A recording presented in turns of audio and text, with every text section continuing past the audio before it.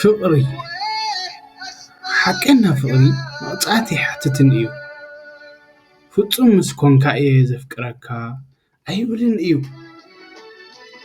ኣነ ስለ ዘለኻ ጥራሕ እየ ዘፍቅረካ ሰብ ስለ ዝኾንካ እቲ ጽቡቕ ጎድንታትካ ሰብረ ልብኻን ይብል ሓቢርና ክንዓቢ ነንሕድሕድና ክንደጋገፍ ይብል ሓደ ግዜ ልክዕ ፍቕሪ ብሓቂ ብናጽነት ከም ዓይኒ ማይ ክውሕዝ ከም ዝኽእል ምፍላጥ እዩ ልብኻ ልስሉስ ይኹን ኣዒንትኻ እውን ሕያወት ይኹና ምኽንያቱ ወላ ሓንቲ ዘይሓትት ፍቕሪ እቲ ዝጸበቐ ሓይሊ ስለ ዝኾነ ስስና